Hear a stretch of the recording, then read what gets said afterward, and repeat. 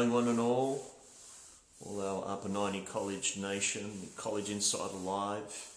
We're about to get Edward Cartee to jump on board, the assistant coach of Powerhouse NCAA D3 University, Trinity in San Antonio in Texas. Just waiting for Coach to jump on, and we'll have him on in a moment. And it's going to be a really, really great insight into not only college soccer, but also from the perspective of high school soccer as well. So glad that you guys can join us on this call. It's going to be quite special, without doubt. I hope you're all doing great. Liam, how you going? Just going to give it a few more moments and wait for Coach to jump on board. And as I mentioned to you guys before, how are you, Seb? Hope you're doing good. As I mentioned to you guys, just to kick off the chat, we have, again, Edward Cartee, who is the assistant coach of Trinity University in NCAA D3, who's just about to jump on board. So when he does jump on board, you're going to get really keen insight as to NCAA D3 soccer or football. We like to call it football over here, soccer over there in the US. You're going to hear about high school soccer and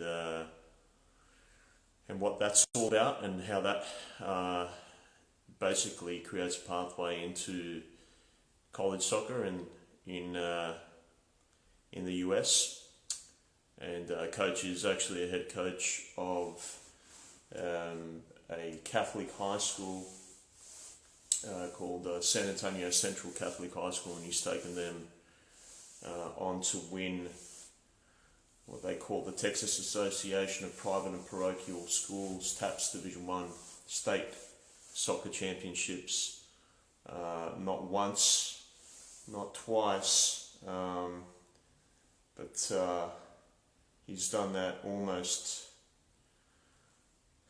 what do we got here? Four times. Let me just see where Coach is. Hey Coach, how you going? I'm just going to bring you on board. Coach, if you just want to request to jump on board, there we are. And we're about to get kicked off here with none other than Edward Cartee, the assistant coach of NCAA Division III Powerhouse, Trinity University. Very excited to have him on. Let's go.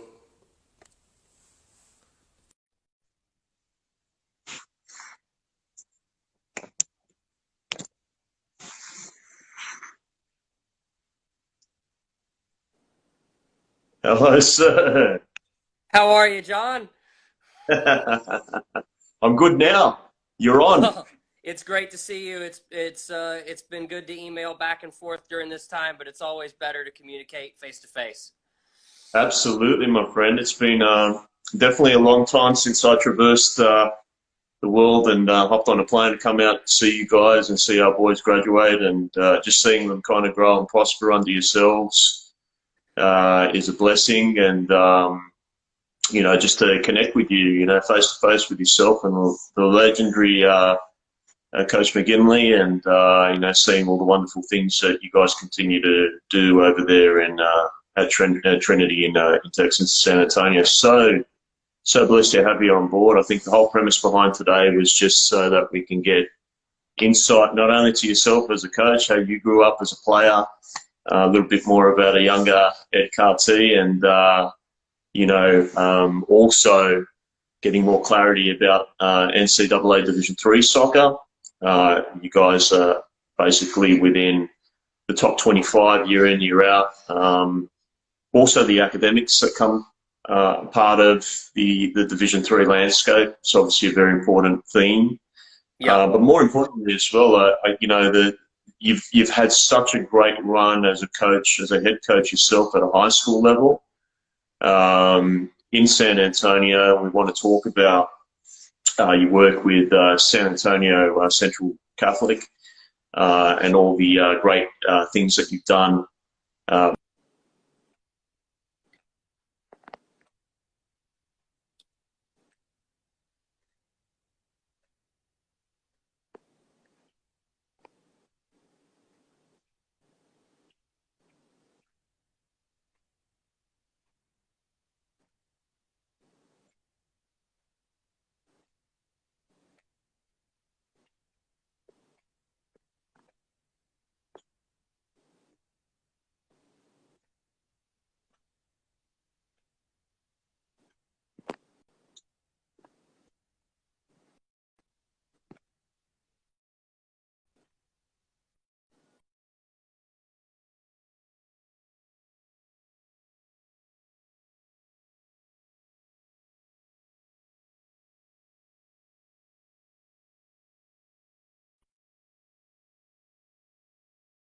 hear your fond recollections of that visit, because it was such a pleasure to host you, and I think it really sets you apart from a lot of other services that might claim to be doing something similar to what you do in terms of your personal connection with your athletes and the attention to detail. And obviously the athletes that you placed with us were a perfect fit.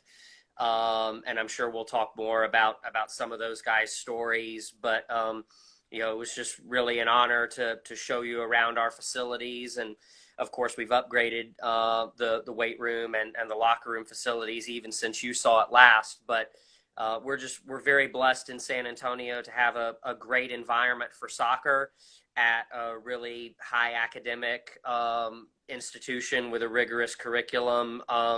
So it's a great place to work, and it's a great place to study. And for me, there's really no higher honor than to serve at my alma mater. I'm a Trinity alum.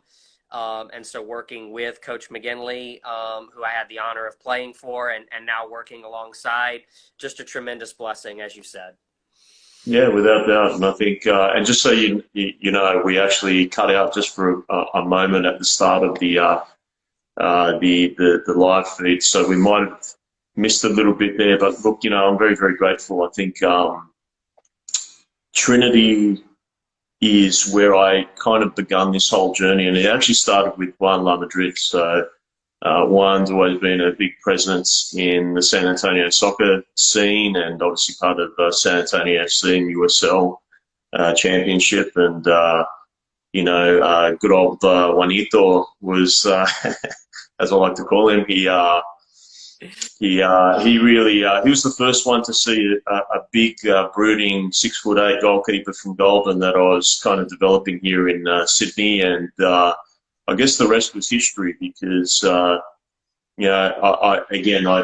hopped over when the boys were graduating, obviously Todd Whitaker and then Todd Edwards, and it just opened my eyes up to the possibilities that are available for kids. And sometimes a lot of these kids get sidetracked. They think that it's D1, NCAA Division 1 or bust, but I think that what they're realising, in particular here in Australia, as a lot more of these kids like Todd have graduated and gone through this process in the US, come out with phenomenal degrees and are continuing to evolve as human beings as well.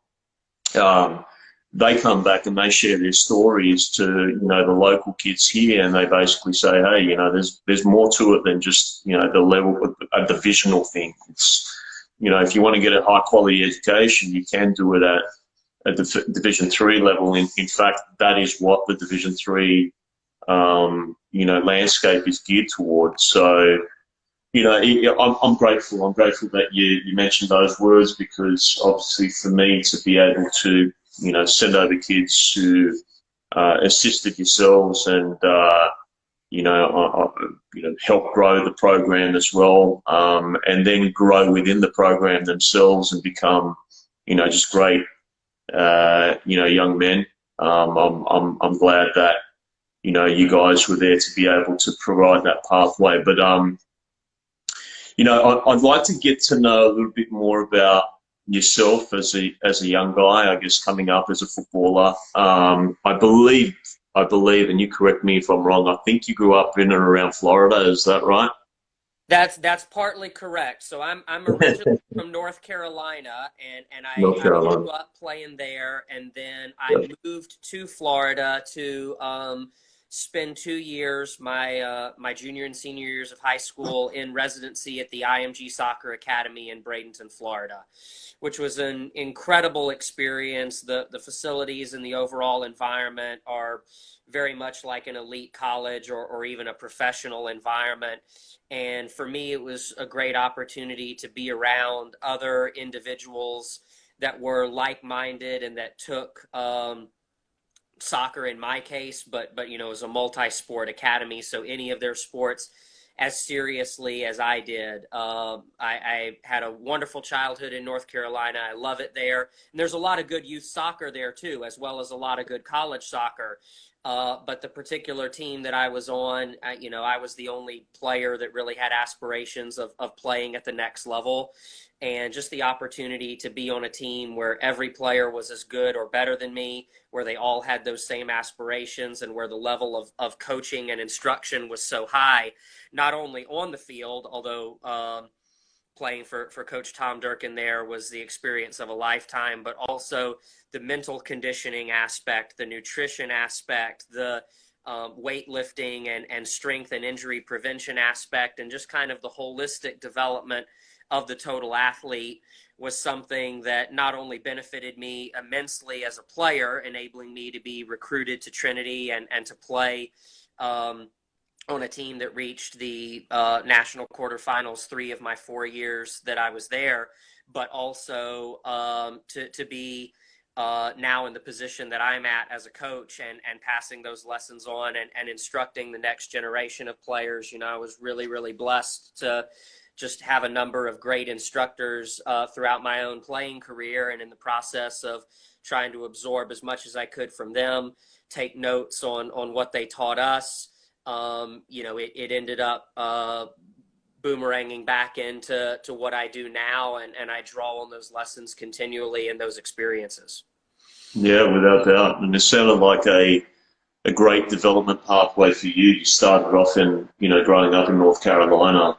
Was youth soccer really big back then in North Carolina, you growing up? Or? It was. I mean, at that time that I was growing up, youth soccer was primarily big in the major cities in the U.S., but there were a couple of pockets outside of your metropolises, Dallas and Chicago and New York and L.A., and North Carolina, out of the smaller states in the U.S., has one of the best youth soccer scenes. And again, like I mentioned earlier, there's a ton of college soccer there too. So that was another advantage for me growing up, to be able to go watch Wake Forest and UNC Greensboro and Guilford College and UNC and all of these, elite college soccer programs across different divisions. And the more high level soccer you're able to watch, the more you're able to pick up on things that you apply as a player, even if it's subconscious. So I think that was a huge benefit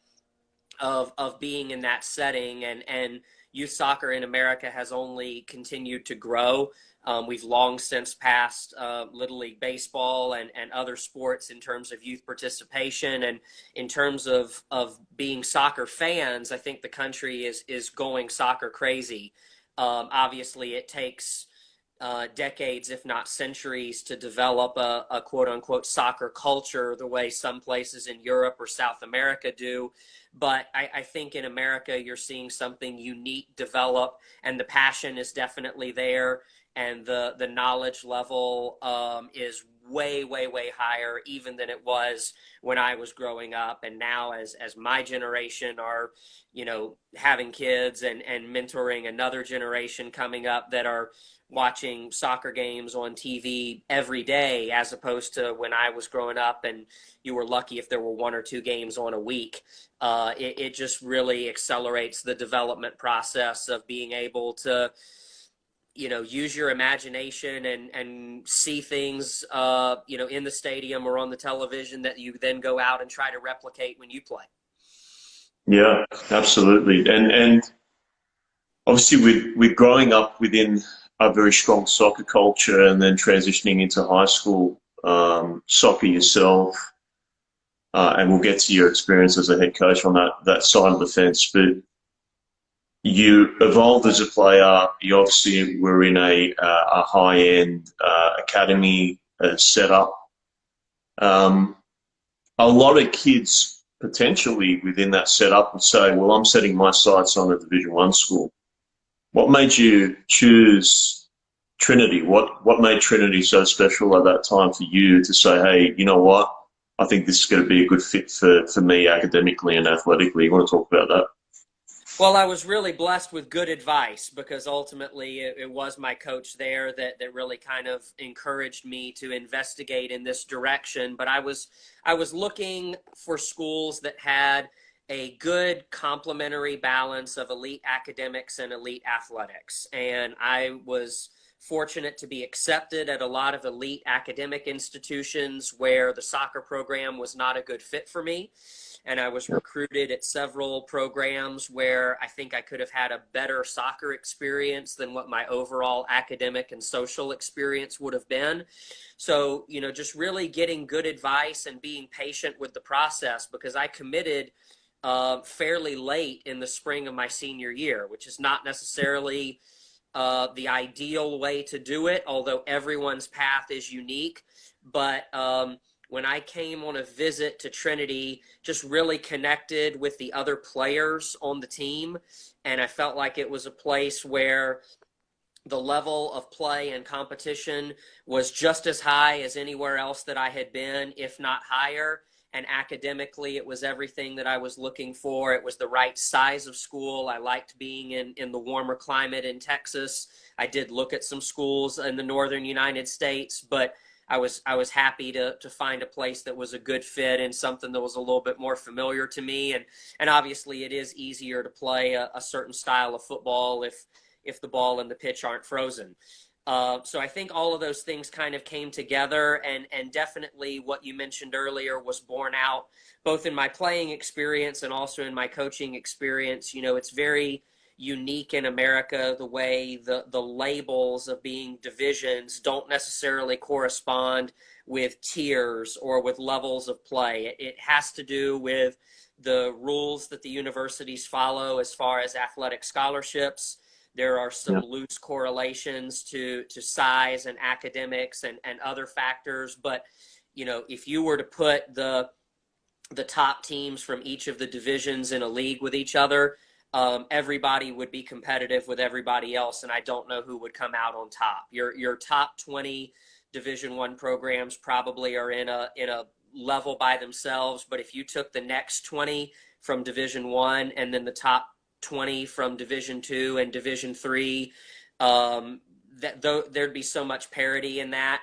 And then, of course, there's also NAIA and junior college, which have other restrictions, but extremely high levels of soccer as well. So in the United States, it's not nearly as unified or coherent, maybe, as the way that a very strictly hierarchical system has developed in some other cultures.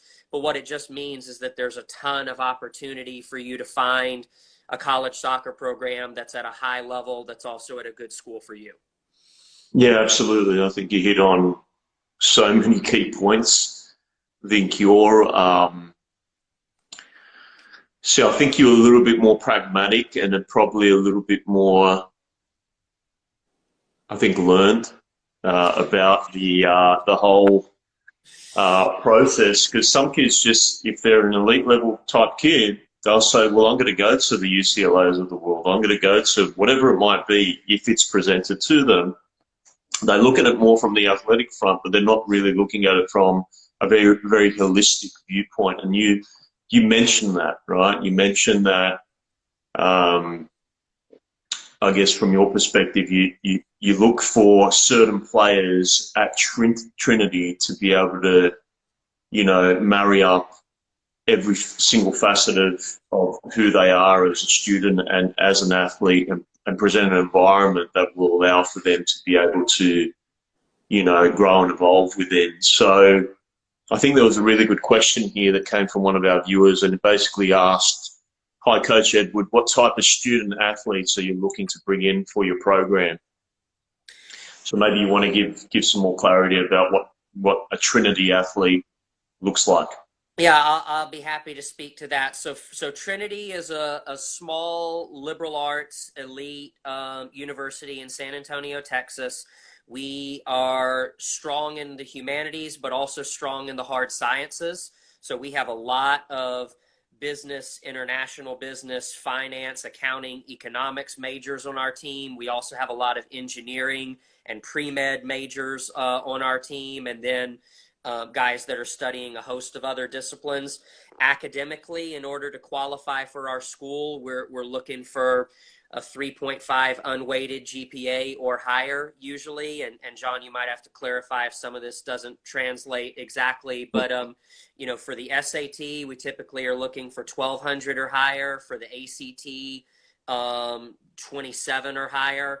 the higher that you go, the more academic merit scholarship you can qualify for. I think we're very competitive with our academic merit packages and also our need-based packages for international players as well as for American players. So the first thing is that you have to be an academic qualifier, and you have to be somebody who not only can you squeak in, but someone that we've got confidence that, you know, we are going to look after you on a weekly basis, but that we're not going to have to be too worried about whether or not you're going to be able to stay eligible, whether you're going to be under a lot of academic and social stress that's going to impact your well-being and your performance on the field. Everyone is going to tell you that they're looking for similar traits on the field, probably as a player. Obviously, you have to have at least some facet of your athletic profile that reflects elite athleticism, whether that is quickness in a tight space, change of direction, speed over distance, size, leaping ability, whatever the case might be.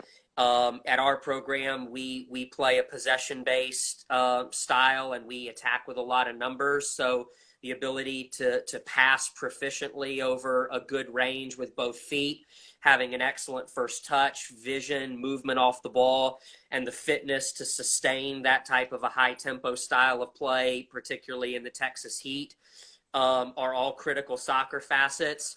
But the most important thing, and it's the toughest thing for a recruit to sell themselves on initially, because you have to get to know us and we have to get to know you. But as John said earlier, it has to be a good fit.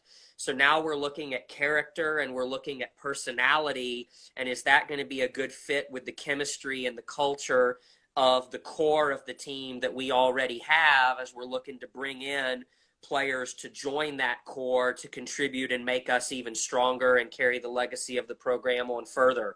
So for us, that means humility and coachability, but also self-confidence. And when you go through adversity, do you still believe in yourself as a player? Do you make positive decisions on the field, or do you kind of shrink from the responsibility or from criticism, and how you deal with those types of challenges? So hopefully that's not too generic, but I think that it's really important that you as a person be a good fit, that academically it be a good fit, and that soccer-wise it be a good fit. Those are the main things we're looking for. You as a recruit probably would have some other things on your list, size and geography, and hopefully you're taking care of those things. But those are the main three areas from our point of view where if any of those is too much less than perfect, then it pretty much has to be a no. And yeah, definitely. I think you hit on a few really key points there, and we just got a response to their very complete answer. Thank you, Edward and John. Okay, so that's good. We get the nail on the head. Yeah, we get the nail on the head. But a few key points there you mentioned about, and this is very, very important to me when we look at a potential prospect or prospective student athlete that we're going to present back to a program like Trinity or otherwise within our network. Humility. Being able to have, you can be a great footballer. You can be very competitive on the pitch. How do you switch that on and off at the right times? And that's really what I think is unique about an environment like Trinity, is that you're coaching both aspects. It's not just about you're a high-level athlete and then you come off the field and you're a rat bag off the field. How do you actually be a complete professional, meaning that you're giving 150% on the pitch, but then when you come off the pitch, how do you actually translate that, off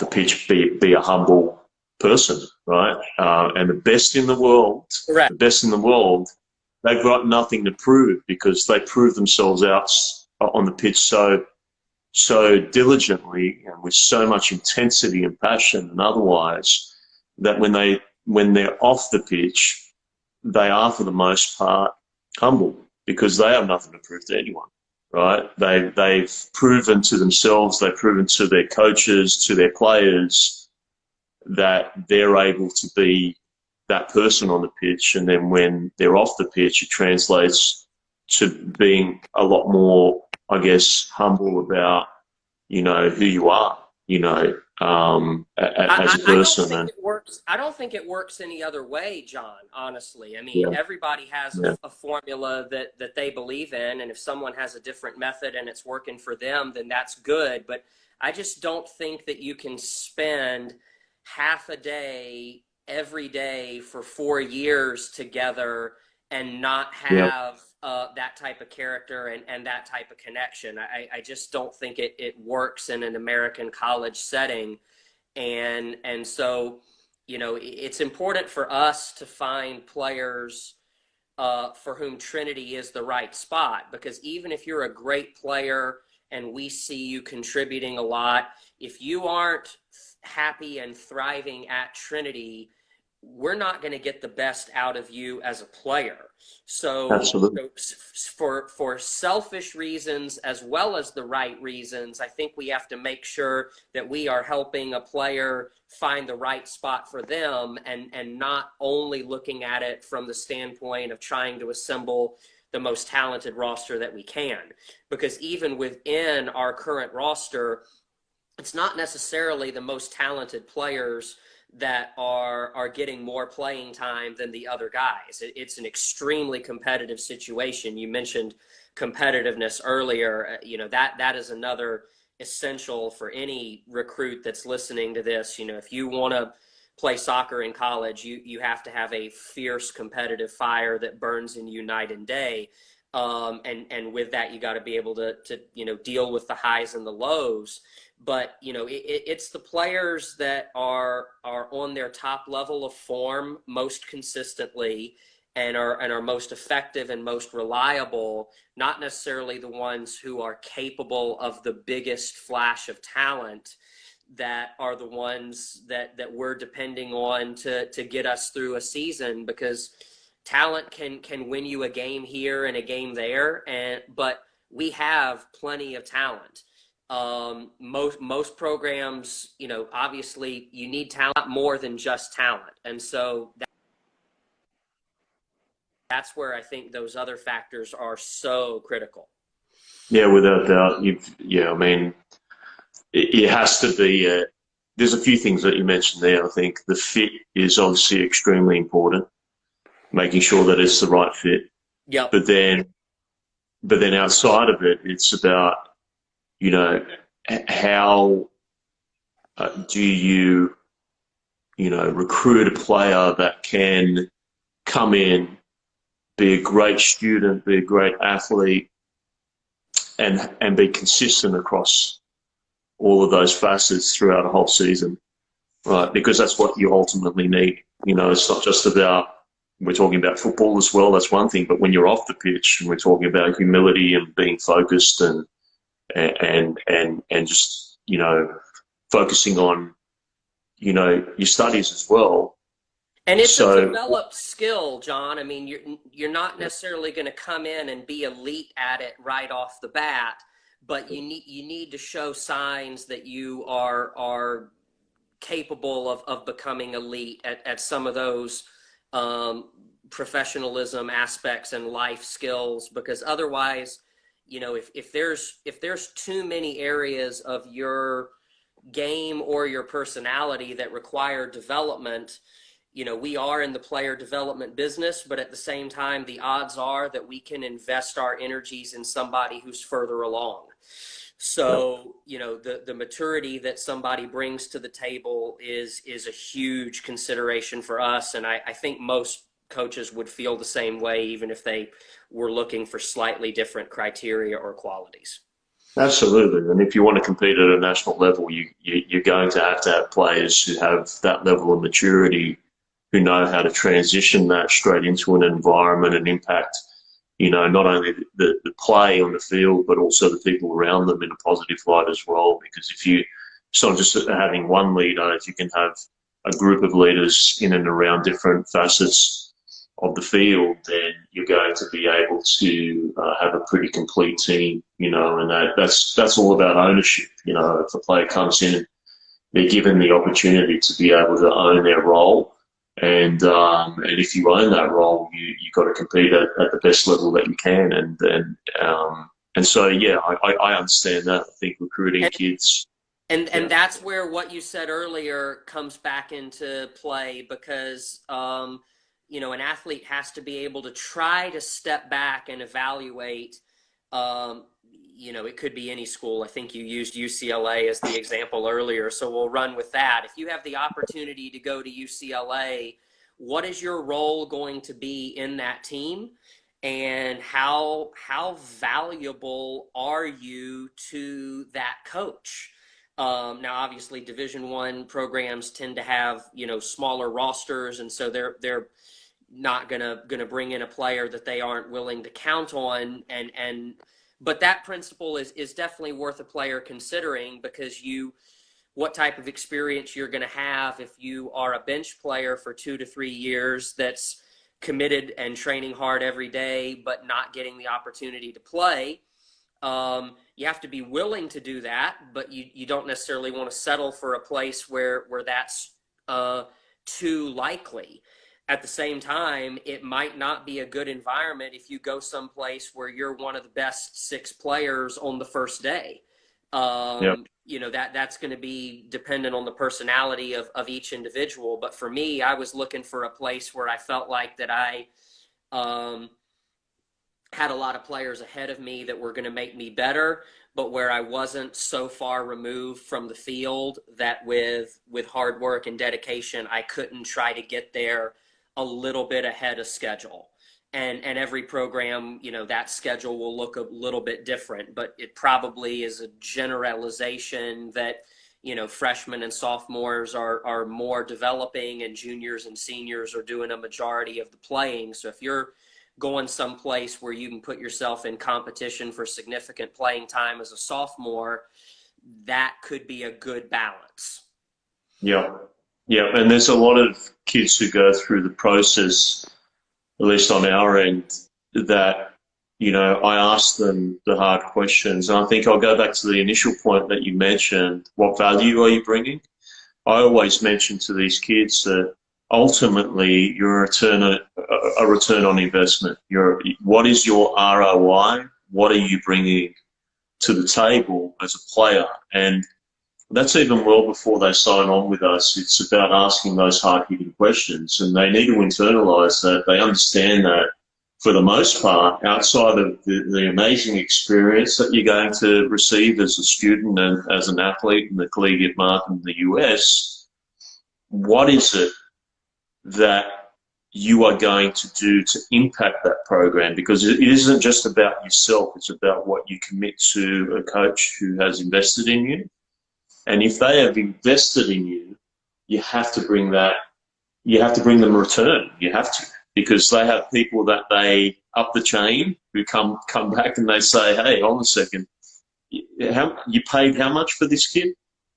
And it's a results business, and that's not always the part of it that you want to talk about, but you have to understand that as a player, because being a collegiate student athlete is one of the most rewarding experiences that you can have, but it is an extremely high level of commitment, because you're basically a professional.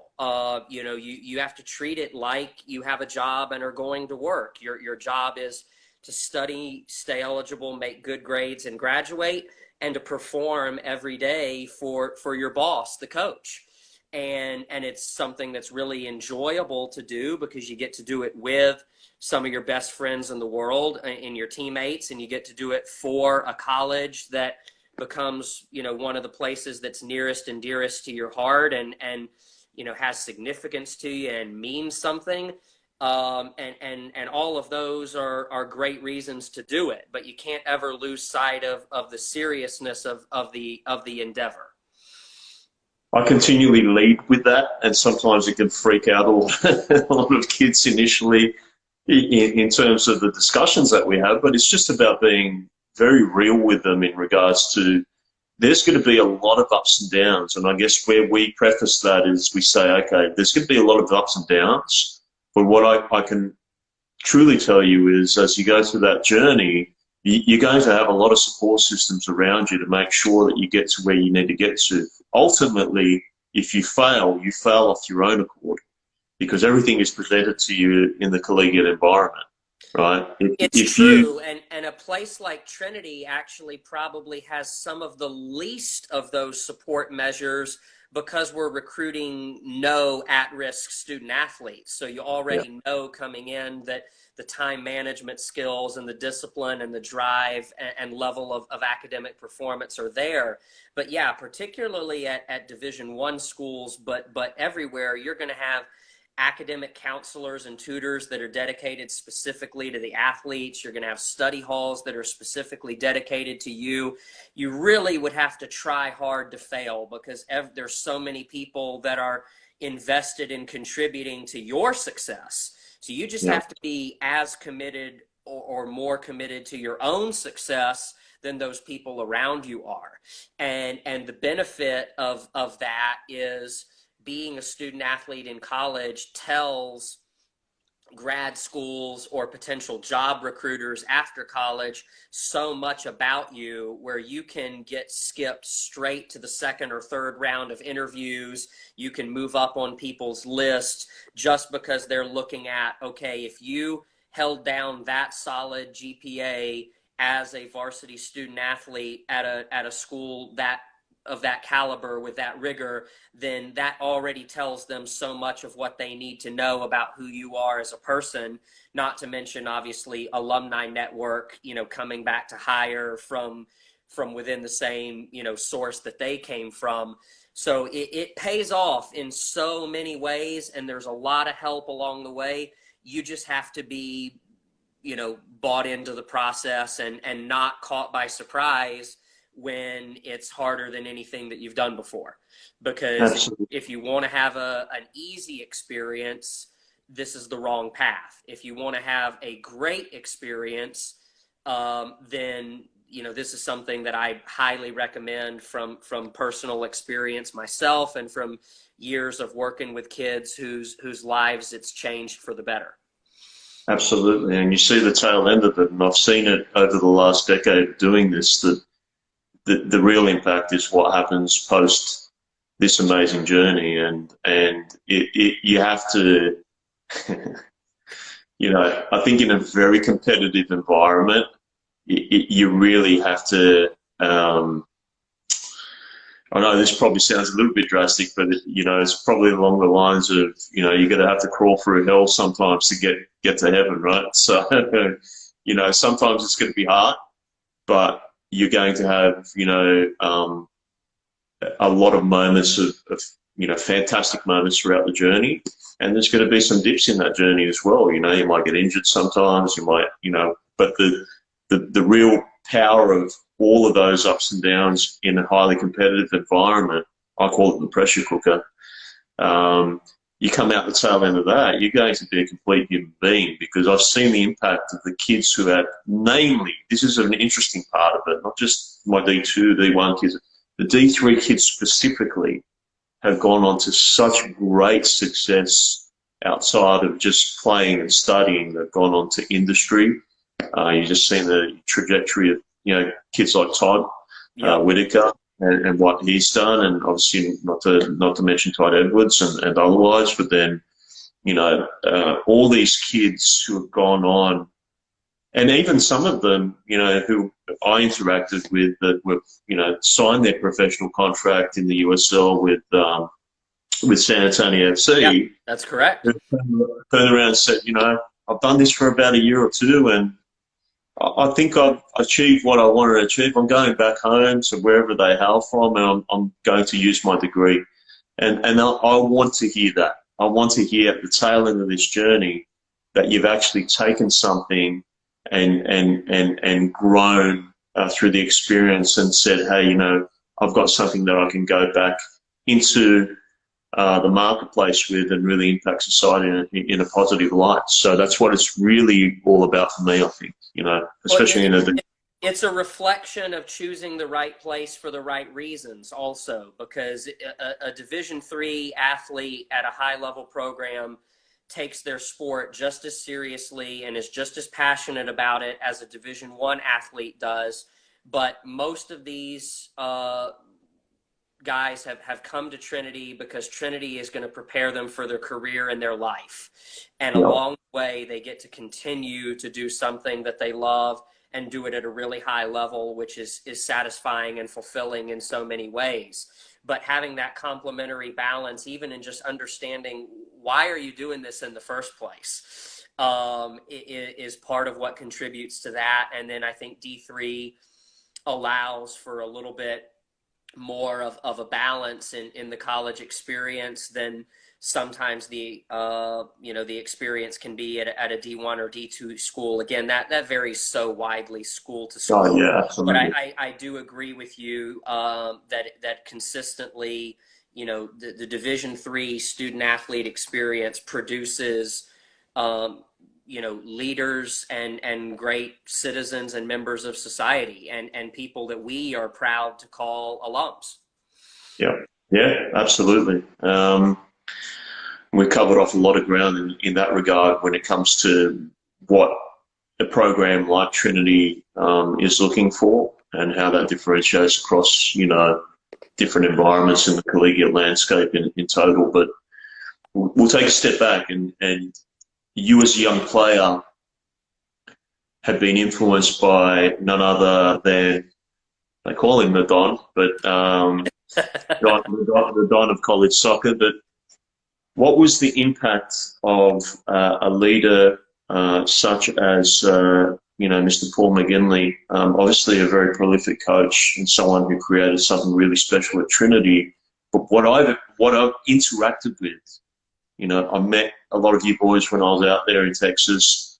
Some of the boys who have, come over just recently, to visit us. In January we had, Lance over, and otherwise. Yep. There is just such a great alumni network who have gone into the collegiate market, who've been impacted by this one individual. What does Paul McGinley mean for not only collegiate soccer right across the landscape, but also for the development of young student athletes who go on and impact the world, as we mentioned, in that environment? For anyone who's listening and watching, I'm just so blessed to have played for and now to coach alongside Paul McGinley. He's going into his 30th season in charge of the program at Trinity, 3 decades. He is very well known and close friends with just about everybody who's anybody in the American college soccer scene at any level, and also the American professional soccer scene. Somebody who came to America after having come up as a boy in England through the Leicester City Youth Academy, and someone who I just think really has a tremendous appreciation for the player and for the person who is the player. From a playing point of view, you have a blend of the English and the Latin and the American styles of play. In some of our better years, our team's been compared to a German team. So, someone who's very open to soccer ideas and who is encouraging the players in his program to express themselves on the field and to play joy and self-expression. And then from a mentorship point of view, as good of a recruiter and as good of a coach as Coach McGinley is, it's really as a mentor and as a human being that he really shines, because he just cares so deeply about each one of the players in his program and their families. And, some of the freshmen and younger players in the program may not have always seen that side of him as much yet, if they really have just only, been on the other end of a harsh word on the field or just feel, the pressure of the high standards. But the reality is that Coach McGinley is somebody who will drop anything and everything that's going on in his personal life and go out of his way to do whatever is needed to support and help one of his current or former players that's going through anything.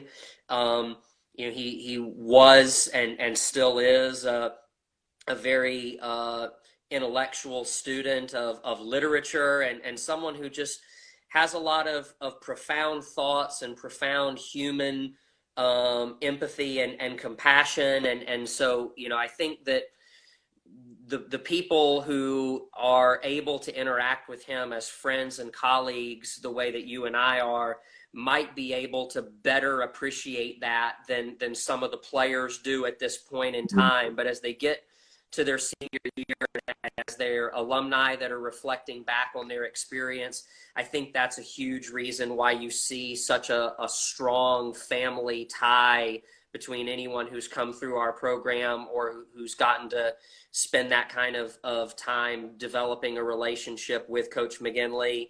And he's just such a giving person. And so those are, I think, the things that stand out to me about why and how he's been able to have that kind of an impact, both in the American soccer landscape broadly, but just as significantly, if not more significantly, every single individual life that he positively influences in a small way through something that he says, walking off the training ground, or a pat on the back, or being there for someone who's going through a tough period in their life. I mean, that's ultimately the best part about coaching for all of us, I hope, if you're in coaching for the right reasons. And certainly for me personally, I can say that, the times that I've been woken up in the middle of the night to counsel somebody on the phone through a crisis in their life is as meaningful as any substitution that we've made or drill that we've run that has led to a successful passing sequence or defensive sequence or goal or even win.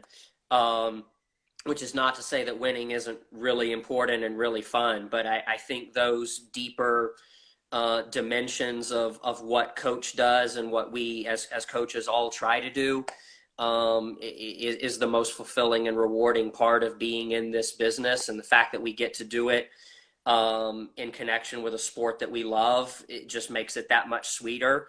And coach is the best just because he is the consummate exemplar of all of those values that we aspire to live out in this profession. I think I've seen it not only interacting with, I've seen it just from the fact that every single one, whether it be our own, clients who've, been within the Trinity environment, or coach himself, obviously interacting, definitely larger than life in terms of his persona and his, that human draw that he has. He knows how to interact at a very human level. And then outside of it, yourself, whether it be Lance, whether it be whomever, who's come through the process or has been influenced by him, has certainly, it resonated with me. You can see there's been a lot of great touch points and a lot of influence amongst a lot of those coaches, and they've gone on, just like yourself and otherwise, to be very successful coaches in their own right, because they're not just talking about the footballing aspect or trying to impact the footballing aspect of a young mind. They're trying to impact a whole lot deeper and go back to being, humble, humility, have a bit of grace, have a little bit of compassion when you're off the field, and be a good human being. So I think that really stands out. So it's good to get that keen insight into coach. Lastly, we've probably got around about 10 minutes left before Instagram kicks us off, but talk to us more about this amazing run that you've had over close to, how many seasons now? It's been quite some time with the San Antonio Central Catholic High School. You're a Division I boys state soccer champion. Tell us more about your work with that program and what you've developed over the years with the high school athlete, and how does that transcend back into the collegiate market? Well, there's actually a pretty cool Upper 90 connection with that, because Todd Whitaker, who we've mentioned several times, actually helped with me with that high school program as the goalkeeper coach for all 4 years that he was here. But, a lot of assistant coaches at the college level will coach youth club teams on the side, both to gain experience and also to bolster your budget a little bit. And in my case, the high school is just 5 minutes down the road from Trinity. It's one of the most elite all boys private high schools, not only in San Antonio, but the whole state of Texas. And there are fewer conflicts between their season, which runs in the winter, than a traditional high school season in the spring in Texas, or a club season, which runs both in the fall and spring, and would just be very difficult for me to commit to do while also fulfilling my coaching and recruiting responsibilities with Trinity. So Coach McGinley supported me in doing that. And I'm going into my 9th season there, just as I'm going into my 9th season at Trinity. And I've just been blessed. We have won in my 8 years there so far, 5 state championships, including the last 4 in a row. We've been ranked in the top 50 in the United States all 4 of those years, including number 14 in the nation last season. And have coached several players that have gone on to play at the next level, a few that are playing for me and Coach McGinley at Trinity right now, several that have committed to Division II and Division I programs, and one who signed professionally with San Antonio FC just a few short months ago, and is on the U.S. U20 national team short list. So, success breeds success in that respect, and you attract good players. But it's just been awesome, as you mentioned, to get to work with the whole spectrum of players. So the 4-year development process of a 14-year-old high school freshman developing and maturing, and in some cases almost completely transforming by the time they're a high school senior, and then being able to use my experience as a college coach to help guide them through their college search and recruiting process. And then, particularly in the cases of the ones that continue on at Trinity, but all of the ones that continue on that I keep up with, being able to see that second 4 years and follow them across 8 years of developing both as a player and as a person.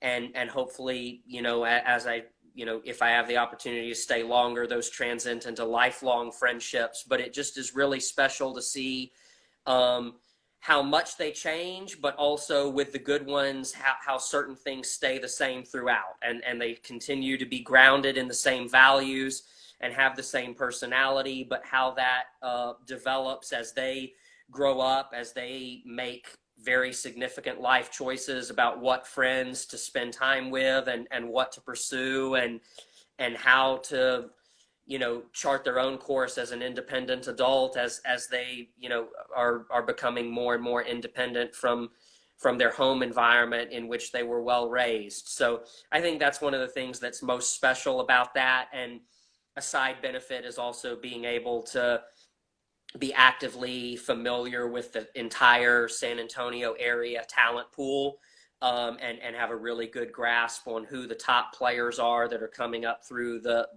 high school environment as well as the club environment here in our city. And there's a lot of things that I'm proud of in my time at Trinity. Been blessed to coach 13 All-Americans and 8 academic All-Americans just in my 8 years here. But one of the biggest would also have to be consistently recruiting the top talent from our own city to represent San Antonio and represent Trinity.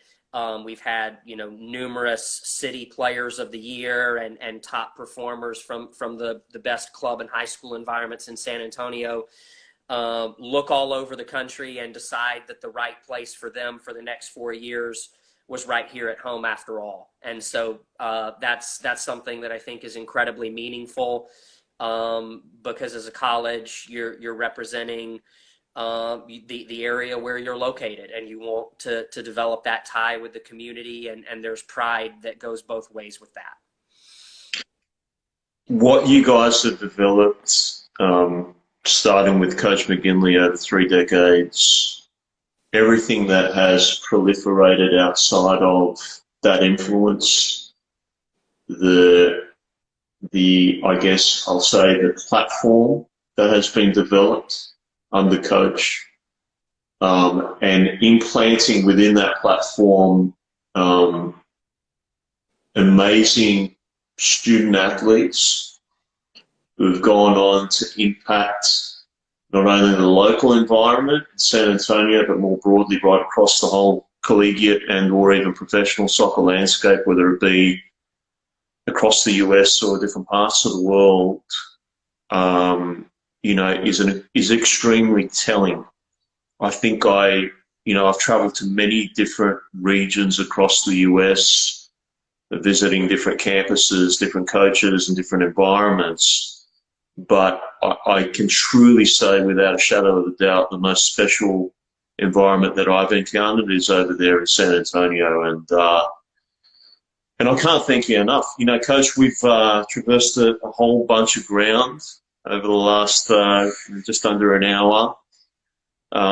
It's been a very, very special insight, and we've only scratched a little bit of the surfaces across different environments there, but just to get that very deep and meaningful and very insightful overview of your experiences,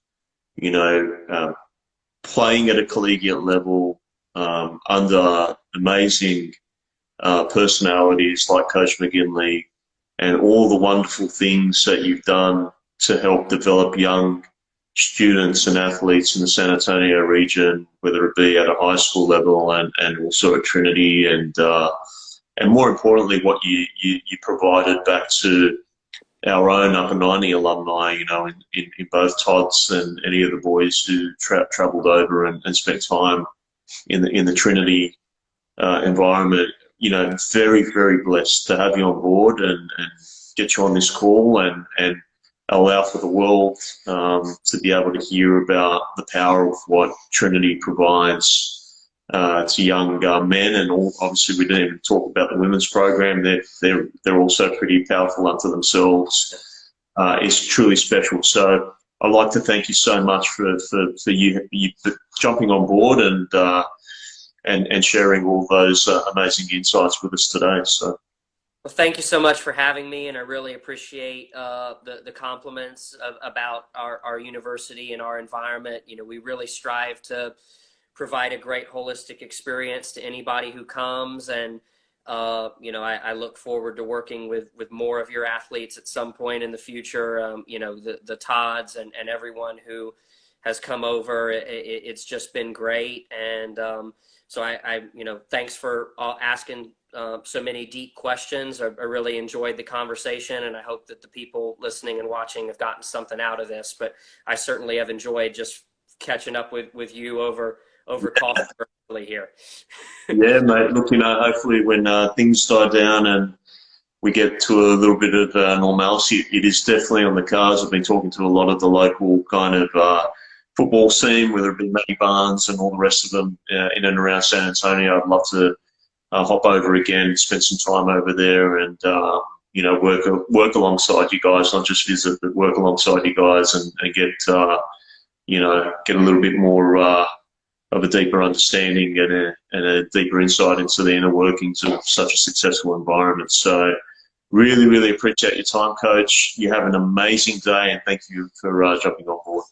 Thank you so much for having me. No problem. Take care. Have a good one. Yeah, you too. Bye. Bye-bye.